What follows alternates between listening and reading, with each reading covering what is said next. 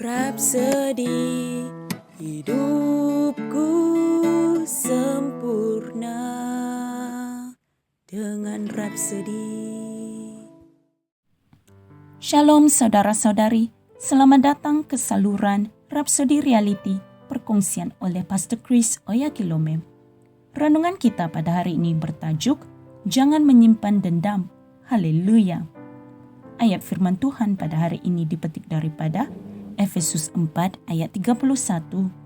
Dia berfirman, segala kepahitan, kegeraman, kemarahan, pertikaian dan fitnah hendaklah dibuang dari antara kamu. Demikian pula segala kejahatan. Mulia Tuhan. Saudara-saudari, Roh berkata melalui Paulus dalam 1 Korintus 14 ayat 20, jadilah kanak-kanak dalam kejahatan, tetapi jadilah dewasa dalam pemikiranmu. Terpujilah Tuhan. Saudara-saudari, kanak-kanak tidak menyimpan niat jahat. Mereka tidak menyimpan dendam. Mereka mempunyai fikiran yang suci dan bersih. Begitulah Tuhan mahu kita hidup. Nasihat yang sama yang Dia berikan dalam ayat Injil tema kita diulangi dalam Kolose 3 ayat 8. Ia berkata, namun sekarang buanglah semua ini, kemarahan, kegeraman, kedengkian, fitnah, kata-kata kotor dari mulutmu. Semua ini disenaraikan bersama karena semuanya berkaitan. Saudara-saudari, dendam akan mendorong kamu kepada tindakan yang negatif dan komunikasi yang kotor. Oleh itu, elakkanlah ia. Begitu banyak pergerakan hari ini dimulakan atas dasar dendam. Seseorang berasa marah mengenai cara sesuatu dilakukan di sebuah perniagaan yang tertentu. Lalu dia memulakan perniagaannya sendiri. Malah beberapa buah gereja telah dimulakan melalui cara itu juga. Saudara-saudari, kamu tidak boleh memperoleh perkenan Tuhan dalam usaha, perusahaan, atau tindakan yang mempunyai kemarahan, kebencian, dan kepahitan yang mendorongnya. Tuhan Yesus menyentuh hal ini dalam Matius 23 ayat 27 hingga 28 apabila Dia berkata, celakalah kamu, hai ahli-ahli Taurat dan orang Farisi, hai kamu orang munafik, sebab kamu sama seperti kuburan yang dilabur putih, yang sebelah luarnya memang bersih tampaknya, tetapi yang sebelah dalamnya penuh tulang belulang dan pelbagai jenis kotoran. Demikian jugalah kamu, di sebelah luar kamu tampaknya benar di mata orang, tetapi di sebelah dalam kamu penuh kemunafikan dan kedurjanaan. Saudara-saudari, memendam rasa dendam, kepahitan, kemarahan, kebencian, atau cemburu akhirnya akan menghasilkan kesan yang buruk dalam diri seseorang.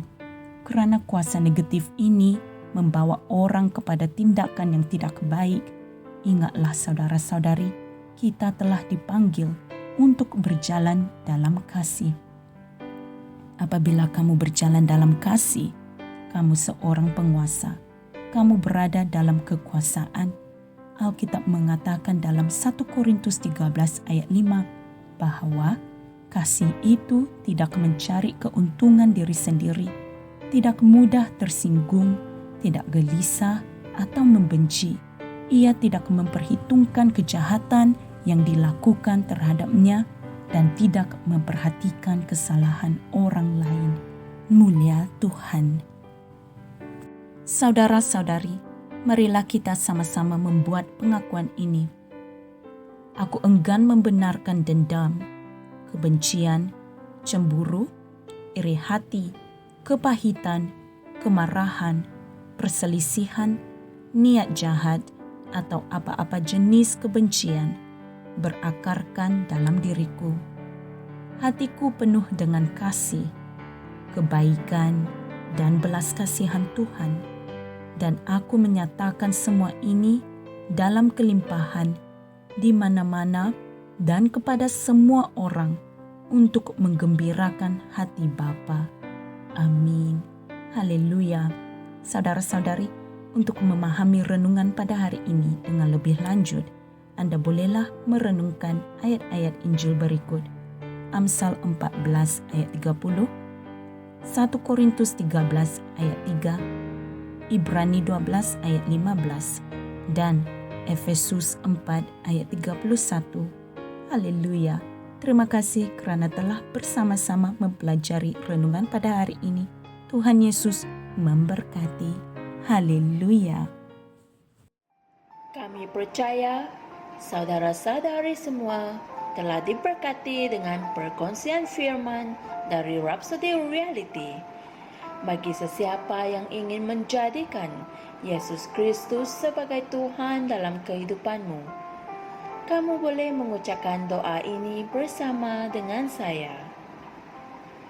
Ya Tuhan Allah, aku mempercayai Yesus Kristus, Anak Allah yang hidup dengan sepenuh hatiku. Aku percaya Dia telah mati untukku, dan Allah telah membangkitkan Dia dari kematian. Aku percaya Dia hidup hari ini. Aku mengaku dengan mulutku bahawa Yesus Kristus adalah Tuhan dalam hidupku mulai dari hari ini. Melalui Dia dan di dalam nama-Nya, aku mempunyai kehidupan yang kekal. Aku telah dilahirkan semula. Terima kasih Allah kerana menyelamatkan jiwaku. Aku sekarang adalah anak Allah. Haleluya.